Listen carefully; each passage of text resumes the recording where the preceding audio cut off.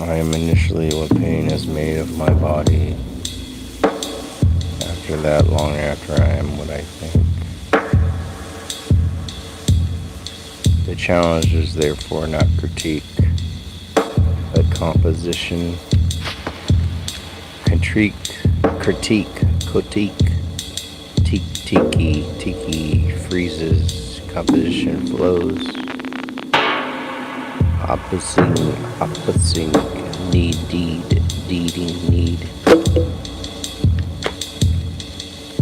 Bugs every fucking place. Medusa, only affirmation, creative resonance, transversal inversions can reopen the ossified shell of the contemporary. Sensibility is the first philosophy, the trembling of skin before thought is born, the shiver of the ear before language forms, the shock of matter before the concept precipitates, before cogito, we are the world passing through us. We are the world passing through us. Bodies do not inhabit Maloo. They compose it. Every sensation is an act of world making, a selective resonance among infinite vibration.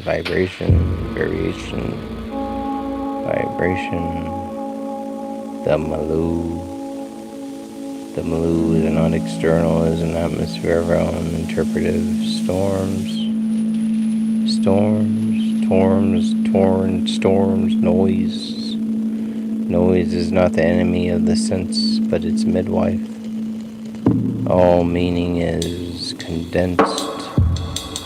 All meaning is condensation, condensing, contending.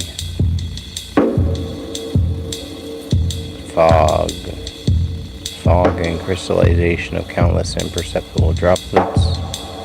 Petite perception churning beneath the threshold of intention. To think is to ride the crest of the ocean of unconsciousness. Consciousness sensing. The virtuous sensibility of the sensitive alone, but restraint. The capacity to dwell between world and word and word and world without collapsing one into the other. Noise asks patience. Sense asks courage. Equilibrium between them is living well. Oh well. The primordial parliaments, water, air, fire, earth, and life, negotiate ceaselessly without consent. Human law is a latecomer. Waffle, the elemental, the biosphere, the totality of living processes. Each is sovereign without a throne. To think is to admit that the earth is no longer a stage. It's no longer a stage for humans. It is something else. It is a co-author shaping the script. A conspiracy of robots. I like that, Jim Morrison, 2026. Okay, that's a good response. Like and subscribe. You have just now been initiated into the Temple of Zuka. Consider yourself crowned king. The Anthropocene reveals that the global is no longer bigger than the local. They interpenetrate like fluids. The rain, the carbon, Paris, the drought in Spain, the dietary algorithms of Earth becomes resonant chamber, a resonant chamber in which every sound echoes everywhere. Thus, the philosopher's task is neither lament nor comment, but it's a command. attunement to detect the new rhythms emerging in the edge of the climate. Technology, contagion, migration, noise, thus dissolving boundaries where new worlds begin to shimmer and simmer. Ulysses survives by becoming deaf. Orpheus survives by listening harder. Modernity has been Elysian, plugging cars, sealing senses, rolling through crisis by roaring and ignoring the sirens of the earth. But the contemporary demands an Orpheus art to hear the world sing through noise without drowning in it. To listen like Orpheus is to transform chaos into rhythm, turbulence into tempo, multiplicity into music. This is not an interpretation but a metamorphosis. The world's noise becomes a dance when the listener learns to tremble in tune with it.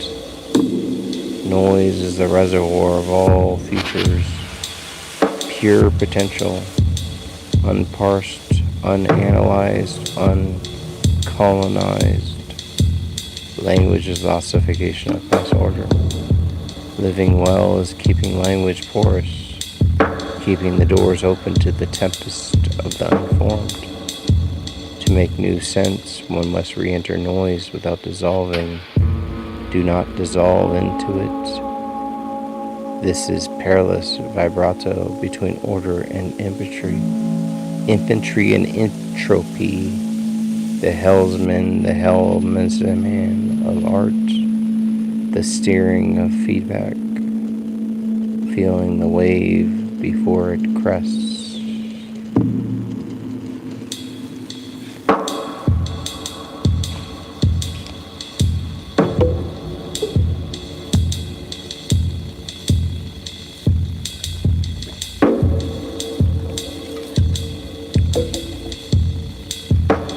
Rather than like and subscribe, comment in this comment section. Tell me to kill myself. As a poem.